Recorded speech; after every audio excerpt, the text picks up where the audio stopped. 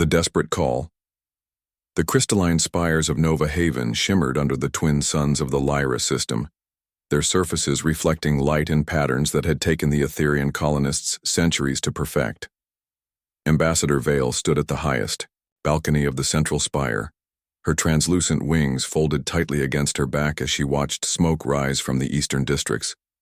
The Ravagers had broken through their outer defenses again. Her assistant, Keeper Seren, materialized beside her in a flutter of bioluminescent particles.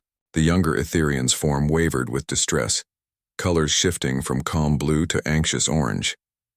Ambassador, the shield generators in sectors 7 through 12 have failed.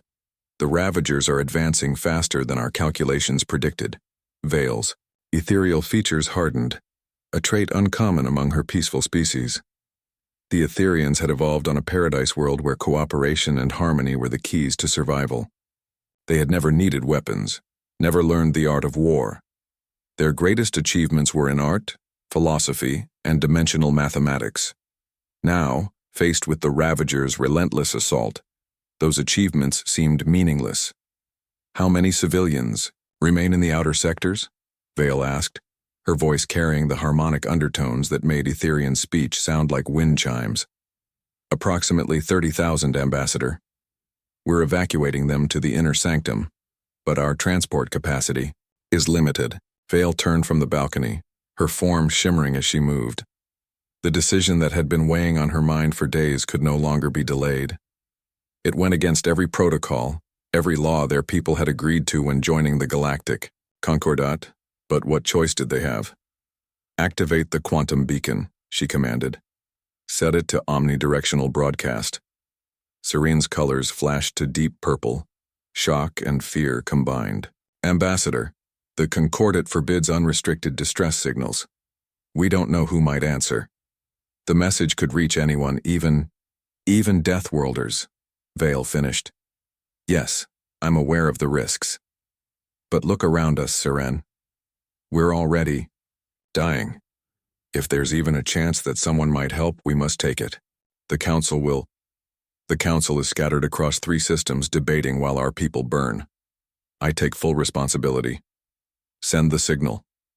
Seren bowed, her form flickering as she interfaced with the colony's quantum communication array. Within moments, a message began broadcasting across the cosmos, using the universal mathematical language that all spacefaring civilizations understood. "This is Ambassador Vale of the Etherian colony, Nova Haven. We are under attack by hostile forces. Our defenses have failed. We have 30,000 civilians, including younglings. Please, if anyone receives this message, we desperately need assistance. We have cultural and scientific data to share. We offer friendship and alliance to any who answer our call. Please help us." Light years away in the Sol system, the Deep Space Monitoring Station Horizon's Edge floated in the outer reaches of the Oort cloud. Lieutenant James Park sat at his console, one of 3 humans manning the graveyard shift. He was halfway through his coffee when his screens lit up with activity. "Commander, we're receiving an unusual transmission on the quantum frequency." Commander Yuki Tanaka looked up from her reports. "Source? Approximately 43 light-years out, in the Lyra system. The signal's using the Universal Contact Protocol, but it's not from any known species in our database." Tanaka moved to Park Station, her expression sharpening. "Play it." The musical quality of Vale's voice filled the control room, translated by their systems into English. As the message played, Tanaka's fingers flew over her command console. "Record everything. I'm alerting Fleet Command." Within the hour, the transmission had reached the highest levels of the United Earth Defense Force. In the secure briefing room of Luna Base, Admiral Sarah Chen stood before a gathering of Earth's military leadership.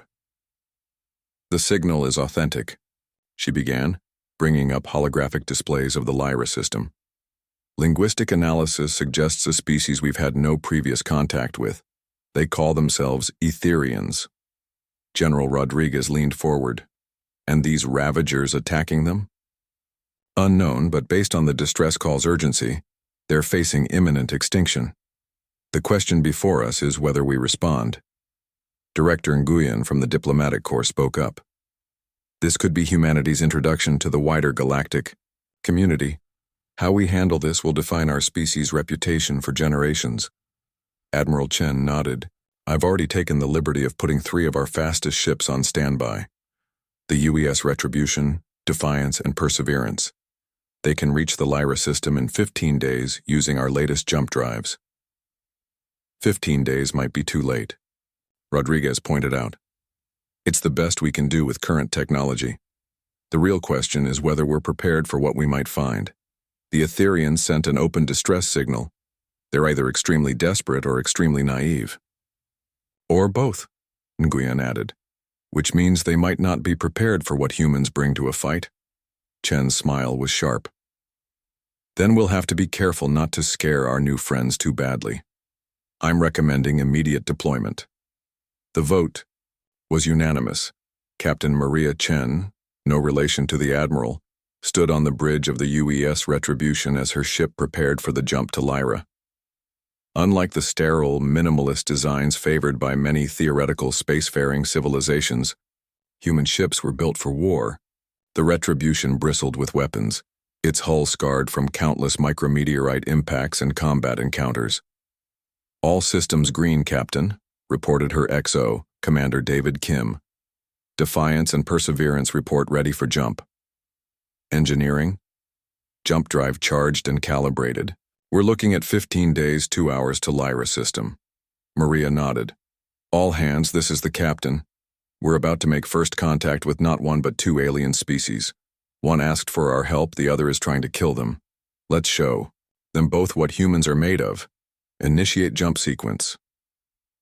The 3 human vessels vanished in flashes of twisted spacetime, racing across the galaxy toward a desperate battle. Back on Nova Haven, the situation had deteriorated further. Vale stood in the colony's command center, watching as another district fell to the Ravagers. The attacking force consisted of biomechanical horrors, creatures that seemed to be part machine, part organic nightmare. They consumed everything in their path, converting matter and energy into more of themselves. Ambassador, Saren called out, her form pulsing with excitement. We're detecting gravitational anomalies at the system's edge. Multiple ships arriving via some form of FTL we don't recognize. Vale's wings spread involuntarily, a sign of hope among her people. The Concordate?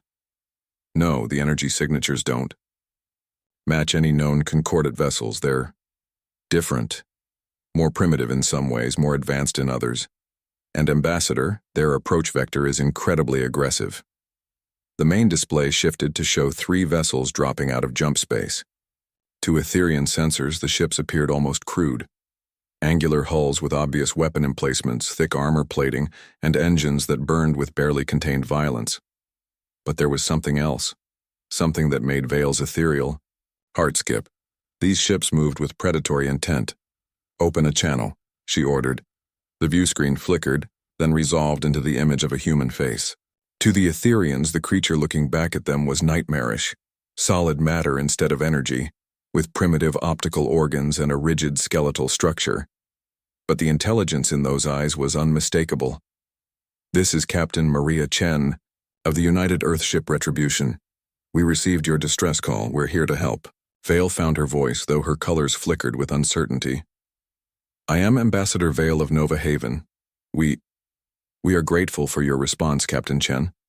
But you should know, the Ravagers are unlike anything we've encountered. An alarm cut through her words. On the tactical display, a swarm of Ravager vessels had broken off from their assault on the colony and were moving to intercept the human ships. Captain Chen's expression didn't change. Ambassador, I need tactical data on these Ravagers. Weapons, defenses, typical attack patterns, anything you can provide. Sending now, but Captain, you don't understand. The Ravagers adapt to any weapon used against them. They've defeated entire Concordate fleets. 3 ships cannot possibly. Maria's smile was different from any expression Vale had seen. It showed teeth. With respect, Ambassador, you haven't seen humans fight. All ships, weapons free. Let's introduce ourselves to these Ravagers. The 3 human vessels accelerated toward the enemy swarm. To the watching Etherians, what happened next defied everything they understood about space combat. The human ships didn't maintain safe distances or rely solely on energy weapons. They charged directly into the enemy formation, unleashing a devastating combination of missiles, railguns, and directed energy weapons. The UES Retribution fired first. Kinetic rounds accelerated to a significant fraction of light speed, tore through Ravager vessels like paper. Nuclear-tipped missiles detonated in brilliant flashes, each explosion calculated to maximize damage across the enemy formation. Point. Defense systems, evolved from humanity's long history of projectile warfare, created a web of destruction that shredded incoming Ravager fighters. Multiple impacts on target vessels, reported Retribution's weapons officer. They're adapting to our energy weapons, but the kinetics are giving them trouble. Then let's give them more trouble, Maria ordered. Combat Pattern Alpha 7. Show them why humans are called Deathworlders. The three ships began a complex dance of destruction. Where the Etherians had fought with elegant precision and advanced technology, humans brought brutality, refined by millions of years of evolution. On a hostile world, they fought in 3 dimensions using gravity wells and momentum in ways that seemed to defy physics. In the colony's command center, Seren watched the battle with a mixture of awe and terror. Ambassador, their tactics, they're using their own ships as weapons, performing maneuvers that should kill any reasonable species. The G-forces alone would crush us, Vale finished. Yes, I see it. These humans come from a world very different from ours. As they watched, the UES Defiance rammed through a cluster of Ravager ships, its reinforced hull smashing the biomechanical creatures apart. The ship's close defense weapons fired continuously, turning space around it into a kill zone. Meanwhile, the Perseverance launched boarding pods directly into a Ravager command vessel. They're boarding the enemy ships? Serene's colors shifted to patterns of disbelief. That's suicide. But the human Marines who poured out of those pods were anything but suicidal. Wearing powered armor that turned each soldier into a walking tank, they carved through Ravager drones with weapons designed to function in any environment. Where energy shields stopped laser fire, humans used projectiles. Where armor resisted kinetics, they used plasma. Where neither worked, they used explosives, chemical weapons, and in several cases, improvised clubs made from Ravager parts. The Ravager swarm, which had been methodically consuming the Etherian colony for weeks, found itself facing something it couldn't adapt to fast enough. Pure, refined human aggression, backed by technology designed not for exploration or peaceful contact, but for war. Within 6 hours, the immediate threat to Nova Haven had been eliminated. The surviving Ravagers fled toward the outer system, their biomechanical forms struggling to process the ferocity they'd encountered. Captain Chen's image appeared on the colony's main screen once more. This time, Vale could see scorch marks on the human's uniform and what looked like dried blood on her cheek. Ambassador Vale, the immediate area is clear, but our sensors show more Ravager forces massing near your system's gas giant. We've bought you some time, but this isn't over. We're requesting permission to land troops to help with your ground defenses. Vale's form solidified slightly, a sign of determination among her people. Captain Chen, you have not only our permission but our deepest gratitude. We had heard rumors of Deathworlders, species from planets so hostile they bred warriors instead of philosophers. We never imagined they would come to save us. Maria's expression softened slightly. We're not the monsters some species make us out to be, Ambassador. We just learned different lessons from our world. Now let's talk about how we can work together to save your people. I have a feeling this is just the beginning. As human dropships began descending toward Nova Haven, neither species yet understood how this meeting would change the galaxy forever. The Etherians, masters of art and knowledge, had called for help. Humanity, children of a death world, had answered. Together they would face whatever came next.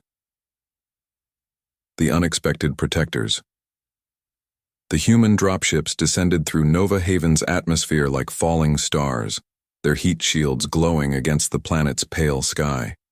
Inside the lead vessel, Colonel Jack Morrison checked his troops' readiness one final time. Unlike the Etherians' graceful forms, human soldiers were bulky figures in powered armor, carrying weapons that looked primitive but proved devastatingly effective. "Remember," Morrison addressed his troops through the comm system, "these Etherians are friendlies, but they're fragile. Normal Earth gravity would crush them, and our standard combat movements might literally blow them apart. Stay controlled, stay professional." Sergeant Elena Vasquez, one of Morrison's most experienced NCOs, added her own warning. "And for God's sake, don't smile with your teeth showing." Apparently, that terrifies them. The dropship touched down in Nova Haven's central plaza, its landing thrusters scorching artistic patterns into the crystalline ground. As the ramp lowered, Colonel Morrison got his first real look at the species they'd come to save.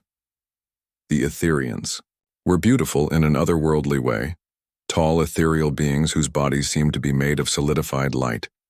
They moved with a flowing grace that made even their simplest gestures look like dance, and they were absolutely terrified of the humans. Ambassador Vale approached, her form flickering between solid and translucent. Behind her, dozens of Etherians watched from what they clearly considered a safe distance. "Colonel Morrison," Vale said, her musical voice carrying undertones of awe and fear. "Welcome to Nova Haven. I apologize for our caution, but your species is unlike anything we've encountered." Morrison removed his helmet, revealing a scarred face with kind eyes. He moved slowly, deliberately, making himself as non-threatening as a 2-meter-tall human warrior could be. "No apology needed, Ambassador. We understand we can be intimidating, but we're here to help, and we'll need to work together if we're going to stop these Ravagers." Over the next several hours, human engineering teams worked alongside Etherian technicians to reinforce the colony's defenses. It was a study in contrasts, where Etherians manipulated energy fields with graceful gestures, humans welded armor plating and installed kinetic weapon emplacements. Where Etherians calculated optimal defensive positions using complex mathematics, humans chose locations based on sightlines and kill zones. Dr. Yuki Nakamura, the mission's xenobiologist, found herself working closely with Keeper Seren to understand Etherian physiology. The two species couldn't have been more different. Humans were dense, solid creatures built for a high-gravity world with extreme conditions, while Etherians were delicate energy beings who thrived in stable, peaceful environments. "Your cellular structure is fascinating," Nakamura told Seren as they reviewed medical data. "You're essentially living photonic matrices. No wonder energy weapons are so effective against you." Seren's colors pulsed with curiosity. "And you humans are the opposite. Dense matter throughout. Your bones alone have more mass than an entire Etherian.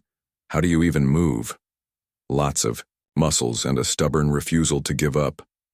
Nakamura smiled, careful to keep her lips closed.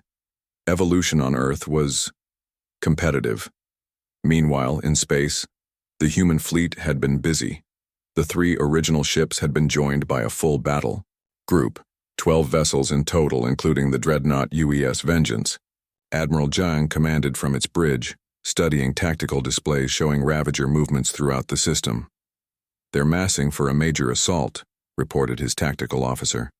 "Estimate 60-plus capital ships and hundreds of smaller craft. They've consumed 2 asteroid belts to build their numbers." Zhang nodded grimly. "They made a mistake letting us get our foot in the door. Signal all ships, we're going to hit them before they're ready. And contact the surface. I want to speak with Ambassador Vale." The conversation that followed was a masterclass in the differences between the two species. Vale, still thinking in terms of defensive warfare and minimizing casualties, was shocked by Zhang's proposal. "You want to attack?" "Admiral, we're vastly outnumbered. The logical course is to evacuate what we can and—" "With respect, Ambassador, that's exactly what they expect. The Ravagers have been winning because every species they encounter thinks defensively. Humans learned long ago that sometimes the best defense is a devastating offense." On the colony's surface, similar cultural exchanges were happening everywhere humans and Etherians worked together. Private Marcus Johnson, assigned to guard a group of Etherian younglings being evacuated to safer shelters, found himself surrounded by curious children whose fear had given way to fascination. "Why are you so solid?" one youngling asked, its form shifting through a rainbow of colors. Johnson knelt down, his armor's servos whining softly. "Because Earth, that's our world, has gravity 3 times stronger than here. Everything there is heavy, so we had to be strong to move around." "And the teeth? Why do you have sharp teeth if you're not predators?" Johnson chuckled. "We were predators once. And prey, too. On Earth, you had to be both to survive. But now we just use them. For eating pizza." "What's pizza?" "The greatest food in the galaxy. When this is over, I'll show you." In the command center, final preparations were underway for the coming battle. Human and Etherian tacticians worked side by side, their different approaches creating a synthesis more effective than either alone. Where Etherians excelled at energy manipulation and defensive technologies, humans brought expertise in kinetic weapons, aggressive tactics, and psychological warfare. The Ravagers communicate through quantum entanglement, Keeper Seren explained, to the human officers. They share a collective consciousness of sorts. Damage to one is felt by all. Colonel Morrison's eyes lit up. "Then we can use that against them. Pain as a weapon. If we hit them hard enough in multiple locations simultaneously. They'll experience system-wide shock," Seren finished, her colors shifting to patterns of admiration. "That's brilliantly brutal." The night before the battle, Ambassador Vale found Admiral Zhang standing on the colony's highest observation deck, looking up at the stars where tomorrow's battle would be fought. "Admiral, may I ask you something?" Zhang turned, his weathered face calm. "Of course, Ambassador." "Why? Why did your species answer our call? You don't know us, owe us nothing. Your ships could be destroyed, your people killed. What makes humans risk so much for strangers?" Zhang was quiet for a moment, choosing his words carefully. "On Earth we have a saying, no one fights alone. We've been where you are, facing extinction, overwhelmed by forces we couldn't match. We survived because we learned to stand together, to fight for each other even when the odds seemed impossible. Especially then. But we're not even the same. Species, we're nothing alike." "That's where you're wrong, Ambassador. You create art, we create weapons. You pursue knowledge, we pursue strength. But at our cores, we both want the same thing: to survive, to see our children grow, to leave something better behind. That makes us more alike than different." Vale's form solidified, glowing brighter. "Your species confuses me, Admiral. You're the most violent beings we've encountered, yet you fight to protect others. You come from a world that should have made you monsters, yet you show compassion." "Maybe that's exactly why we show compassion," Zhang replied. "We know what it's like to face monsters.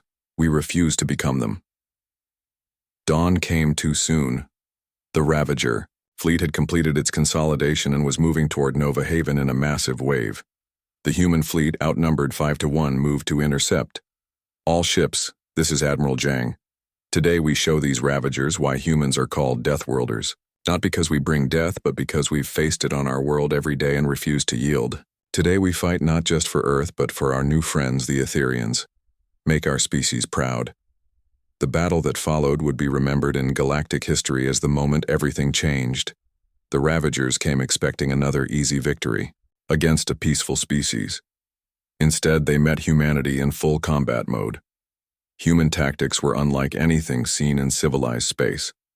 Ships used gravity assist to build impossible velocities, turning themselves into kinetic weapons. Pilots pulled maneuvers that would have liquefied most species. Their bodies adapted to forces that others considered lethal. Marines in powered armor literally surfed debris fields using pieces of destroyed Ravager ships as improvised boarding craft. But perhaps most shocking to observers was the human use of psychological warfare. The Ravagers, connected through their quantum network, found their collective consciousness bombarded with sensations they'd never experienced: fear, pain, doubt.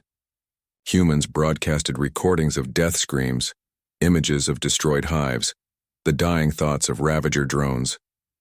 It was warfare on a mental level that no peaceful species had ever contemplated. The UES Vengeance, Admiral Zhang's dreadnought, spearheaded the assault. Its main guns, massive railguns that ran the length of the ship, fired rounds that punched through Ravager vessels like bullets through paper. But it was the ship's unconventional weapons that proved most effective. Electromagnetic pulse generators that disrupted the Ravagers' biomechanical systems, chemical weapons that dissolved their organic components, and most terrifying of all, specialized nanites that turned Ravager ships against each other. On the surface of Nova Haven, humans and Etherians watched the battle through sensor displays. Where Etherians saw chaos and violence, human tacticians saw patterns and opportunities. There, Colonel Morrison pointed to a formation of Ravager ships. They're grouping too closely. Perfect target for a nuclear cluster strike. Seren watched as human weapons turned that section of space into a miniature sun. How do you see these things? How do you think in terms of such destruction? Millions of years of evolution. Morrison replied grimly. On Earth, you had to see the predator. Before it saw you, you had to know where the avalanche would fall, where the storm would strike. Pattern recognition kept you alive one more day. The battle raged for 18 hours. The Ravagers adapted to human weapons, only to find humans had already switched tactics. When energy shields blocked missiles, humans used kinetic rounds. When point defenses stopped projectiles, they used directed energy weapons. When neither worked, they rammed. The turning point came when Captain Maria Chen, leading a strike force deep into the Ravager formation, identified what human sensors recognized as a command node. The Etherians had never found it because they looked for technology. Humans, with their background in biological warfare, recognized organic command structures. All ships, concentrate fire on Sector 7G, Chen ordered. We've found their brain. The Ravager response was immediate and desperate. Every drone in the system turned toward the human strike force, abandoning their assault on Nova Haven. It was exactly what the humans had planned. Now, Admiral Zhang commanded. All reserves, full attack. Hit them while they're focused on Chen's group. The human reserves hidden in the system's asteroid belt emerged firing. Caught between two forces, their command structure under direct assault, the Ravager fleet began to collapse. The quantum network that had been their strength became a liability as pain and confusion spread through their collective consciousness. 6 hours later, it was over. The Ravager fleet was destroyed or fleeing, their invasion broken. Nova Haven was saved, though at a cost. 2 human ships lost, hundreds of casualties. But for a species that had evolved through countless apocalypses, it was a price they were willing to pay. The victory celebration that evening was unlike anything the Etherians had ever experienced. Humans shared food and drink, carefully tested to ensure it wouldn't harm their hosts, told stories of the battle, and mourned their dead with a mixture of sorrow and pride that the ethereal beings found deeply moving. Ambassador Vale stood before the assembled crowd, human and Etherian together, her form glowing with emotions her species rarely displayed publicly. Today we learned something profound. We called to the stars for help, fearing what might answer. We discovered that sometimes what appears most fearsome is actually salvation. The humans came from a world that would kill us in minutes, evolved through challenges we can barely imagine. They could have become the monsters of our nightmares. Instead, they became protectors. Admiral Zhang stepped forward, raising a glass filled with water, alcohol being another thing that would have been lethal to Etherians. To new friends and future allies, today, humanity and the Etherians stood together. May this be the beginning of a friendship that spans the stars. As the two species mingled, sharing stories and slowly overcoming their physical and cultural differences, none yet realized the full implications of this meeting. Word would spread throughout the galaxy. The Deathworlders were real, and they were not conquerors, but protectors. Species that had lived in fear of what might emerge from Deathworlds began to reconsider. Perhaps these harsh environments didn't create monsters, but guardians. Perhaps strength born from struggle could be directed toward protection rather than conquest. In the months that followed, formal diplomatic relations were established between Earth and the Etherian collective. Technology was shared, human weapons, and armor in exchange for Etherian energy manipulation and faster-than-light communications. More importantly, understanding grew. Humans learned that the galaxy held wonders beyond their imagination, species that created art with living light, philosophers who contemplated questions humans had never thought to ask. Etherians discovered that strength and compassion were not opposites but could reinforce each other, that sometimes the warrior's path was the truest form of protection. Other species began reaching out, curious about these death-worlders who fought for strangers.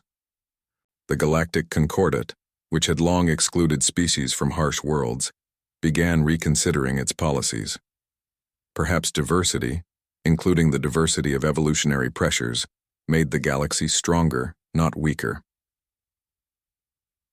1 year after the battle of Nova Haven, Ambassador Vale stood on Earth for the first time, wearing a specially designed environmental suit that protected her from the planet's crushing gravity and harsh radiation.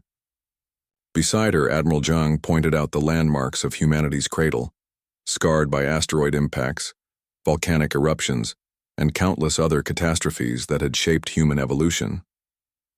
"It's terrifying," Vale admitted, her musical voice muted by the suit's systems. "Everything here seems designed to kill. How did your species not only survive but thrive?" Zhang smiled. "By refusing to give up. By helping each other. By believing tomorrow could be better than today, even when all evidence suggested otherwise. The same qualities that let us answer your distress call." "The galaxy fears death-worlders," Vale said softly. "They shouldn't. They should fear a galaxy without them. Without you, we would have been consumed. How many other species might be saved because someone strong enough answers their call for help?" "That's why we're working on the Joint Fleet Project," Zhang replied. "Humans and Etherians together, your technology and wisdom combined with our strength and determination, a force for protection, not conquest." As they stood there, a crystalline being of light and a solid creature of flesh and bone, the future stretched before them. A future where the children of death worlds and paradise worlds alike could work together, each bringing their unique strengths to build something greater than either could achieve alone. The galaxy would never be the same. The death-worlders had arrived, and they had come not as conquerors but as protectors. In answering one distress call, humanity had found its place among the stars, not as the monsters others feared, but as the guardians they desperately needed. And in the depths of space, other species facing their own desperate hours began to transmit their own calls for help, no longer afraid of who might answer. For now they knew, when death itself comes calling, sometimes the only answer is to call upon those who have already faced it and won. Retry Claude can make mistakes. Please double-check responses.